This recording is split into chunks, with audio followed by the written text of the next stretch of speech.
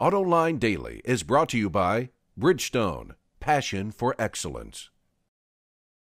This is Autoline Daily for October 28, 2010, and now the news. We've been reporting the profit numbers that automakers have been posting for the third quarter, but Bloomberg did an interesting comparison. It totaled up all the profits the car companies racked up so far for the year, and it found that the top three automakers are: in third place, Toyota with $4.1 billion in profits. In second place is Volkswagen with $5.2 billion. And the most profitable auto company in the world so far this year is Ford, which up to now has earned $6.3 billion. While Toyota and Volkswagen can brag that they sell more cars, I think Ford is laughing all the way to the bank. You know, it's amazing the amount of damage that ultraviolet light from the sun can do to the materials in a car, especially when it comes to carbon fiber. In fact, much of the carbon fiber trim that you see on the interiors of some cars is fake. It just can't stand up to the sunlight. But when Chevrolet wanted to make the Corvette ZR1 as lightweight as possible, it wanted to make several parts out of carbon fiber, especially the roof. And it wanted to leave those panels exposed so everyone could see they're made of carbon. So the Corvette team engineered a new type of clear coat that protects the carbon from UV damage, but still leaves a glossy look to the roof.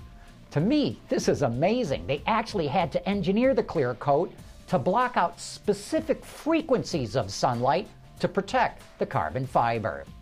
Citroen plans to build a production version of its dramatically styled concept car, the Metropolis. According to Autoblog, the French automaker wants to build it to give its operations in China a boost. It was the first car designed by its design team in Shanghai. The name of the vehicle is expected to change to the DS9 when it goes into production.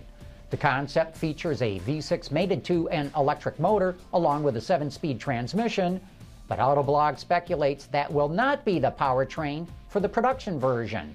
And Citroen has not said whether it plans to sell the Metropolis outside of China. Toyota and Tesla are in talks to build electric versions of the RAV4 at the NUMMI plant. Earlier in the year, the two companies signed a deal where Tesla will provide Toyota with batteries, motors, and other components. But now it looks like Tesla will do the conversions of the electric RAV4 at the plant. That'll go a long way towards boosting Toyota's reputation in California, where the plant is located. The Japanese automaker caused a furor when it announced it was closing the facility last year. A prototype of the electric RAV4 will be at the LA Auto Show and will go on sale in 2012. But will people buy them? If one survey released by J.D. Power and Associates is true, the answer could be a resounding no. According to the Detroit News, they predict that by 2020, hybrids and EVs will account for about 5 million sales globally. That's just over 7% of the market. This year, sales are running a little less than 1 million units, which works out to a little over 2%.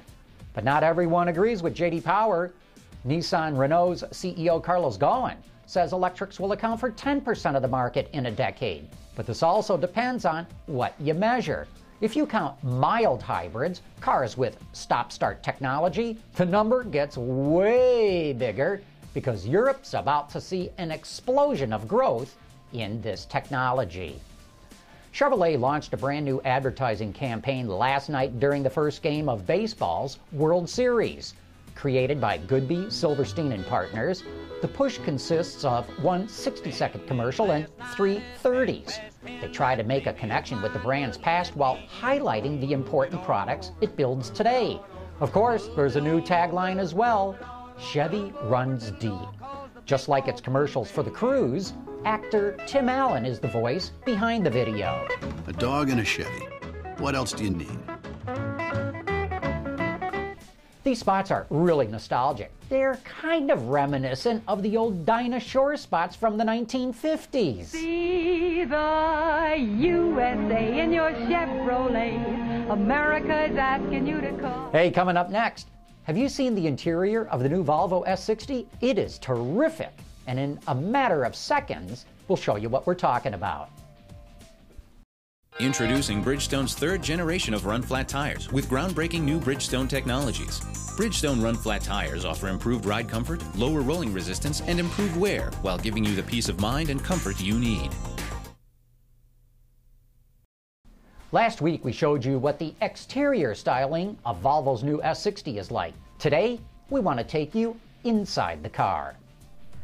In the interior of the S60, we started with the word spa. How do we make something very relaxing that Volvo is known for into something very sporty? And we came up with the word spa for the racetrack. And that was used on the outside, but also on the inside.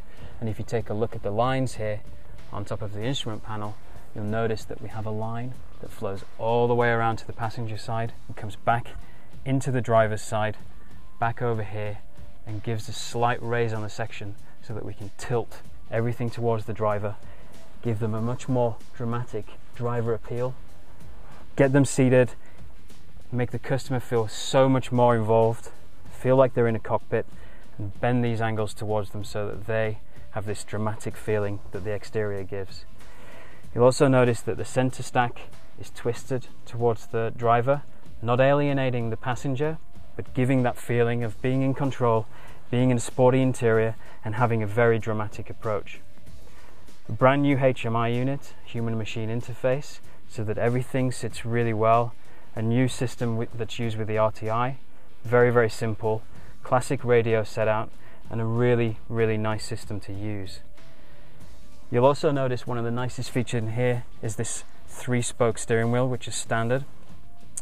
And you'll see that it's a very, very, very sporty steering wheel, very thick sections, very elegant, but also uses the V for Volvo, with a floating airbag which kind of levitates off this chrome surface, which again uses a racetrack to actually flow around the back of the airbag and actually lift the airbag off the surface. Makes it very nice, very Scandinavian, and great to hold. Superb steering wheel, absolutely superb. I was able to test drive the S60 last week as part of the run-up to the North American Car of the Year, and I was very impressed by this car. Looks great, drives beautifully, and we'll have more about the S60 in the coming weeks.